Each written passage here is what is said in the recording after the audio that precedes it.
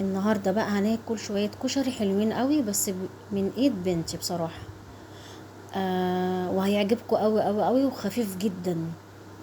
بصلايه، فص توم، معلقه كمون صغيره، معلقه كركم، معلقه كاري، نص معلقه بابريكا، وبصلايه صغننه قوي. وحطينا عليه الميه طبعا، ومحدة ماجي فوريه.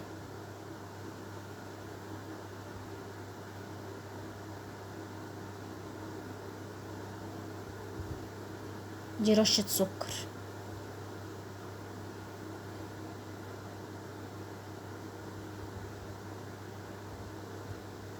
هنرفعهم بقى على النار بقى.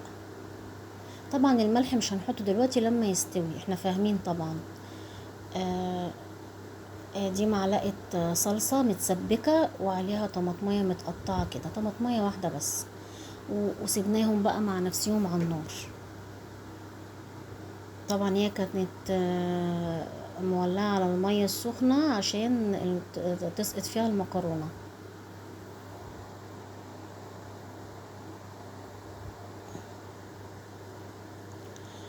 العدس بقى بجيب اهو ربع كيلو، هتنقعه في مية سخنة وتركنه على جنب.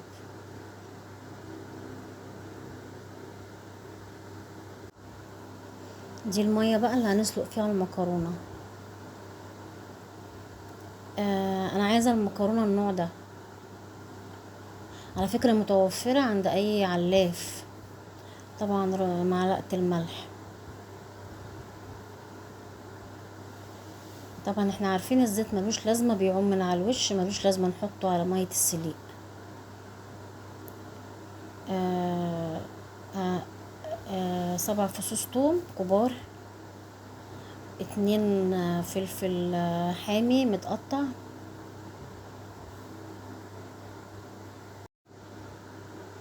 معلقة كمون، معلقة كزبرة كبيرة، معلقة كمون صغيرة، طبعا معلقة ملح.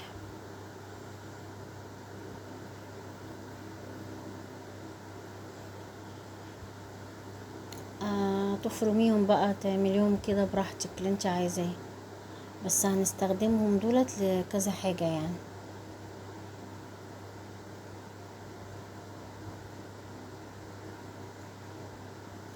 بصل متقطع جوليان، هنعفره بمعلقة نشا كبيرة. دقيق لا، نشا. البصل ده انا منضفاه من الصبح وحاطاه في التلاجة عشان عيني ما توجعنيش صراحة. الحركة دي حلوة قوي. آه وبعد كده بقى شلنا المكرونة بعد ما اتسلقت. المكرونة اتسلقت اهي مفلفلة وزي الفل. طبعا بقى حطينا البصل يتحمر في نفس حلة المكرونة، وسقطنا طبعا فيها الزيت، وبعد كده البصل. البصل خلاص احمر، تحطيه في مصفى عشان يبقى مفلفل. واحدة فلفل متقطع، واحدة معلقة فلفل صغيرة، معلقة كمون، معلقة كركم على كاري صغيرة. نزلنا بيهم كده زي ما انتوا شايفين في الزيت. ودي رشة سكر. هنقلبهم بس كده حاجة بسيطة. نزلنا بقى بالعدس اللي كان منقوع.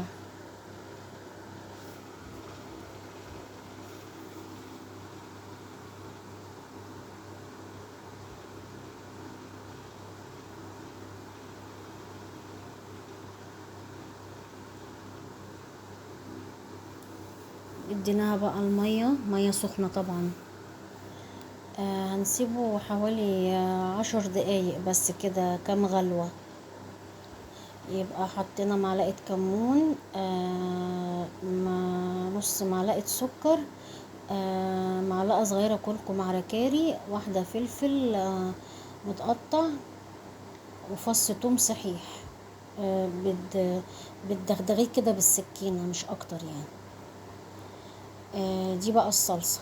هناخد معلقة من اللي احنا كنا فرمينه مع بعض، التوم على الفلفل على الكزبرة على الكمون. وهنا كمان معلقة صغيرة في الطاسة الصغيرة دي. دي بقى الصلصة.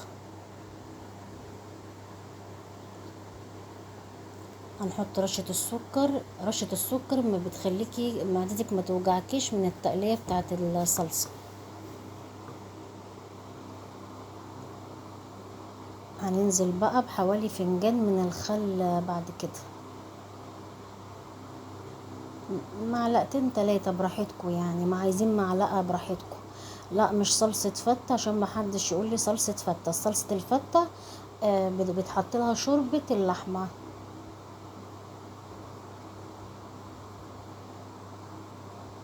دي البهارات ال3 اللي موجودة في القناة، بتخلي الصلصة طعمها حكاية.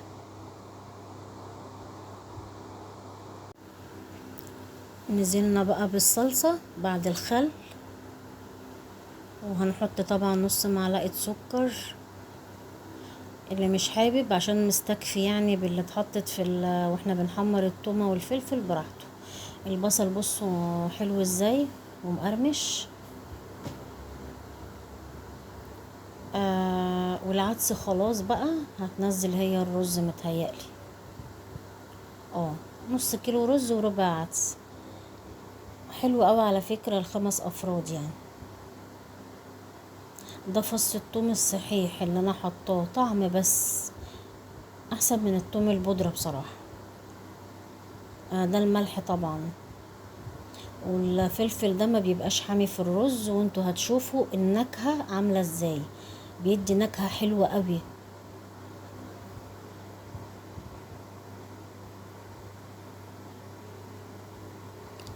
دي بتاعت التقلية. اللي احنا كنا دقينه مع بعض او فرمينه حسب ما انتوا بتشوفوا بتطحنوه ازاي. هتنزل بقى بنص كوباية خل على ليمون، وبعد كده معلقة كزبرة صغيرة عشان عاملة كمية صغيرة، والملح. انا ما بحطش حاجة تاني لاني باخد من مية الحمص، وبزود الدقة دي مية الحمص السليق. دي بابريكا، اللي مش حابب برضو مفيش مشكلة.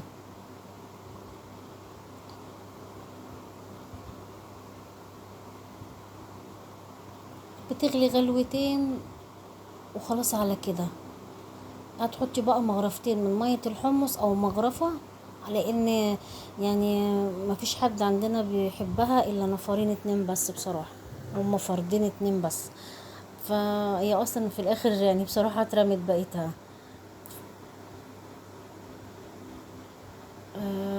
الصلصة اتسبكت. دي رشة سكر تاني عشان ما تبقاش حامية يعني على معدتنا وكده. ودي معلقة كزبرة اخيرة بقى صغيرة، معلقة كزبرة اخيرة. هتشوفوا ريحتها عاملة ازاي، تجنن بصراحة. دي طماطم متقطعة وعليها واحدة فلفل حامي ومعلقة شطة كبيرة، وتحطي عليها مغرفة من الصلصة اللي انت مسبكيها، اللي هي صلصة الكشري يعني. كفاية مغرفة واحدة يعني. يبقى ده طبق الشطة اللي هو اللي بتاع الكشري بقى.